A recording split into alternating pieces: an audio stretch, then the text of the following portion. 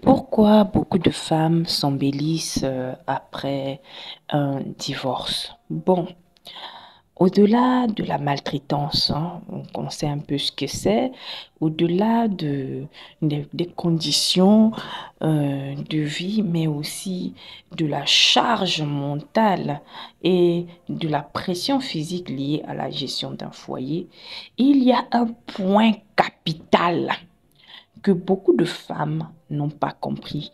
Et ce point-là, c'est très important. C'est le fait de décentrer l'homme de ta vie, même dans le foyer. Oui. Pourquoi est-ce qu'elles deviennent belles quand elles quittent le foyer? C'est parce qu'il n'y a plus d'hommes. Il n'y a plus d'hommes. Donc, comme il n'y a plus d'hommes, du coup, elles se centrent sur elles-mêmes. C'est-à-dire, elles se regardent elles-mêmes et se disent, je dois prendre soin de moi. Voilà. Ça, c'est le point culminant. Au-delà de la maltraitance et tout, moi, je ne parle pas des cas de maltraitance ou de la charge mentale accrue. Je parle des femmes qui ont fait de l'homme le centre de leur vie. C'est-à-dire, c'est l'homme le point central, le baobab, la clé de leur vie. C'est-à-dire, elles se sont oubliées. Elle a tout pris, elle a mis entre les mains de l'homme. Il faut savoir que l'homme est un être humain. L'homme est un être humain. Beaucoup de femmes ici, vous voyez vos hommes là, vos maris là comme vos dieux. C'est un être humain. C'est-à-dire, quand tu prends l'homme pour le mettre au centre de ta vie, tu vas agir en fonction de ses humeurs. Tu vas agir en fonction de ses réactions. C'est-à-dire, tu vas vivre en fonction de lui. Et c'est très dangereux. C'est ça qui détruit les femmes dans les foyers. Mais ce n'est pas la faute aussi des femmes, c'est quelque chose qui a été ancré en nous depuis le berceau. Hein, depuis la tendre enfance, on était biberonnés un peu à ces histoires de contes de fées, l'amour et tout. Voilà, et à chaque fois, il y a une fille qui doit tout le temps trouver le prince charmant qui va venir la sortir de la merde et la rendre heureuse. C'est pour cela que beaucoup de femmes bâtissent leur bonheur autour de l'homme. Elles attendent que l'homme les rend heureuses. Elles ont centré l'homme dans leur vie. Voilà pourquoi elles souffrent. Voilà pourquoi elles souffrent, oui. Madame, quand tu es dans un foyer, moi qui te parle, je suis une femme je suis dans un foyer, je suis lourdement mariée, oui. Je suis en train de vous parler. Quand tu es dans un foyer, bien sûr, tu as ton mari qui est là. Hein? Mais il ne faut pas oublier que tu es d'abord un être humain, adulte, vivant dans un monde capitaliste. Hein, ça, c'est la première chose.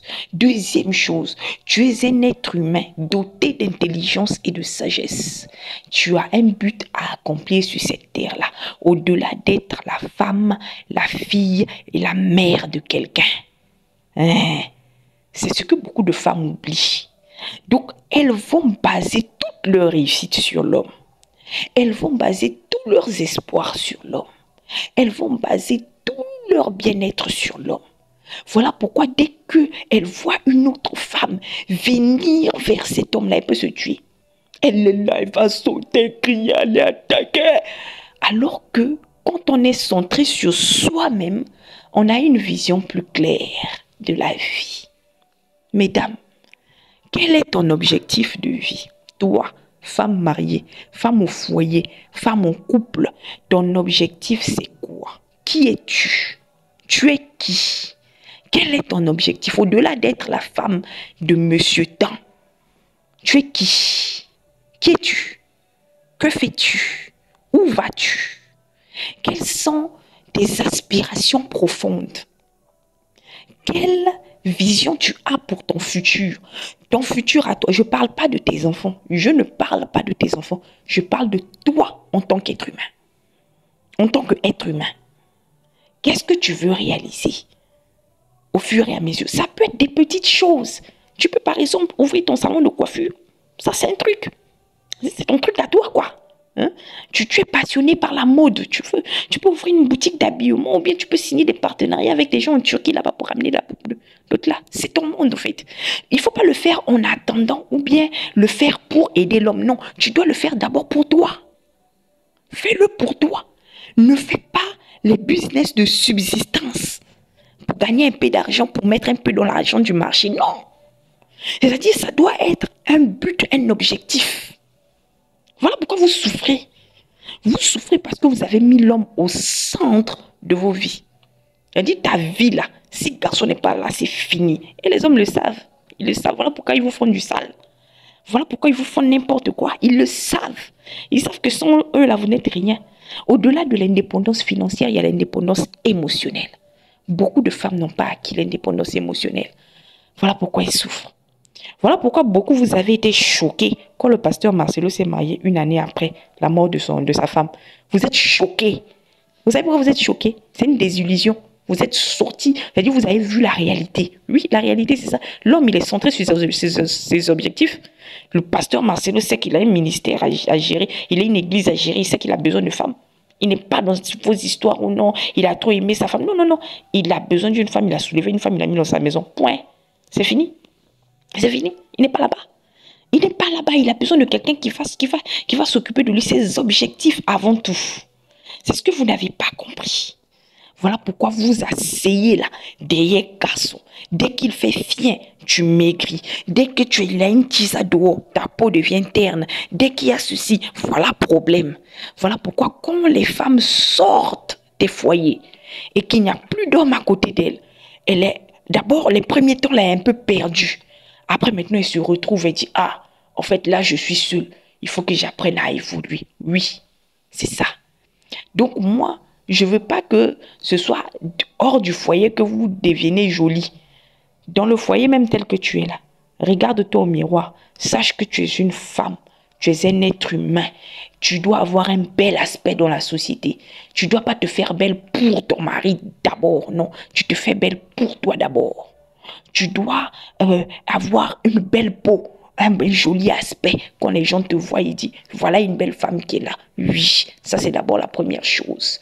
La deuxième chose, tu es un être humain vivant dans un monde capitaliste. Tu dois apprendre à gagner l'argent. Tu dois apprendre à gagner les sous. Tu dois apprendre à avoir une indépendance financière. Tu dois être capable de te prendre en charge de la tête aux pieds. Et éventuellement tes enfants aussi. Voilà, ça c'est se centrer sur soi-même. La troisième chose, tu dois avoir un objectif, un but dans la vie. Tu es venu sur terre ici pour réaliser quelque chose. Et il faut que tu entres en toi-même. Vraiment, si tu es chrétienne, tu pries Dieu qui puisse te montrer ta voie. Si tu es musulmane, prie Dieu. Si tu n'es pas aussi, tu es athée, entre en toi-même. Réfléchis, regarde les choses que tu aimes. Regarde la passion que tu as. Quand on était toute petite, on nous demandait, quand tu vas devenir grande, tu feras quel métier? Le métier là, c'est ça. C'est ça. Parce que dans ton enfance, tu avais une innocence. Tu parlais avec la pureté du cœur. C'est ça. Tu dois t'asseoir, savoir ce que tu veux, c'est tes aspirations profondes. Et c'est ça que tu dois te battre à réaliser. Même si tu ne réalises pas tout.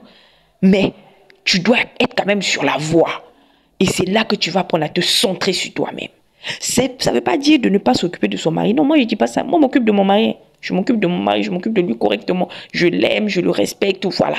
En tout cas, on avance. Mais je n'oublie pas qui je suis. En fait, je fais exactement ce que l'homme fait. Vous voyez l'homme dans le foyer. Vous voyez vos maris dans les foyers. Vous voyez comment ils se comportent. Hein? Et quand il va travailler, il va travailler. Quand il rentre et puis il dit, j'ai du boulot là. Toi-même, tu tiens les enfants pour ne pas qu'on le dérange. C'est exactement comme ça que tu dois être faite. Hein? C'est-à-dire, tu sais, il y a un temps pour chaque chose. Hein? Il y a un temps pour t'occuper de ton mari, mais il y a un temps aussi où tu dois t'occuper de toi, de ton mental, de ta personne. Voilà, c'est de ça qu'il s'agit.